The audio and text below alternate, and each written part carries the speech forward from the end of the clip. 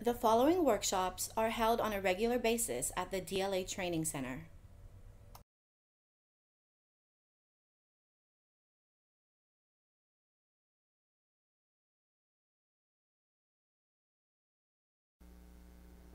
As I continue on with this 10-week series on why the average salesperson only sells 10 to 12 cars per month, I want to focus today on the known problem of leaving the customer alone during the negotiations.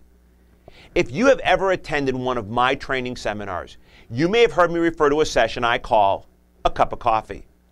This is where I share my thoughts on salespeople leaving the customer alone before the negotiations to get them a cup of coffee or maybe a soft drink. It is a common practice in our business and something that most would say was a good idea for making the customer feel welcome and comfortable.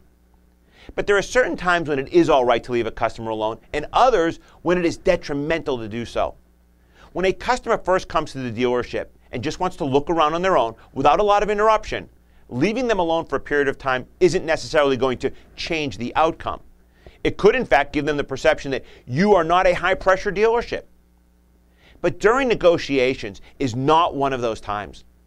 Leaving customers alone at this time can reverse all the momentum that you built through the sales process and cause them to go into the contemplation mode where fear takes over. Now, this in no way means that you're trying to force the sale. It simply means that you want to keep the process moving forward and keep the customer excited about what they've seen and experienced so far. Buying a car is an emotional experience most of the time. As long as the emotion is high, people are more in tune to the things that will give them pleasure. Once that dies down and practicality takes over, it is easier for them to talk themselves out of something that they really know will benefit them. It is just human nature. By the time you get to the closing table with a customer, you've most likely spent an hour or two with them. You've already established that you are genuinely trying to help them find the car they like. You've overcome their obstacles and found a car that they like and have done a great vehicle walk around and a demonstration drive. After all that was done, you took them into the service department and introduced them to the people in the service department who spoke to them about what to expect from their warranty and how to bring their car in for service. After doing all of those things, you're pretty sure they like the vehicle they've chosen, and they seem to like you and are satisfied with the dealership as a whole.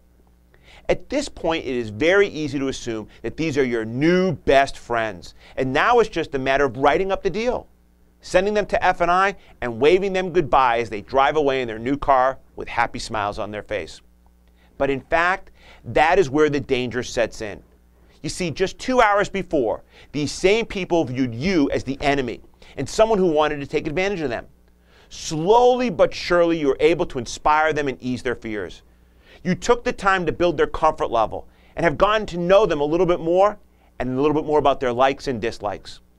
Now everything is comfy cozy, and you excuse yourself in order to get them a cup of coffee or maybe to go speak to the sales manager about the deal. But when you return, those same two new best friends have somehow been replaced by a pair of uncertain, suspicious people who are suddenly having second thoughts and have decided they need more time to think about the deal before making a decision. So, what happened? Well, I'll tell you what happened. You left them alone, and the energy and enthusiasm that you brought to the picture went right out the door with you. All that was left were the two people who stepped onto the lot 2 hours before with doubts, a defensive posture, and a list of warnings from family and friends to watch out for from fast-talking salespeople. In essence, you just gave them an opportunity to regroup their strategy. So save yourself the trouble. Don't leave customers alone for any reason when you're in the negotiations. If you want to offer them a cup of coffee or a soft drink, do so on the way to your desk from the service walk. If you need to speak with the sales manager about the deal, do it on the phone with them listening in so they don't think you're working the deal or the numbers in secret. I know this may sound difficult, but actually once you work out a process, you will realize some tremendous results. Next week, we will look at the common problem we all have, which is failing to ask for the sale.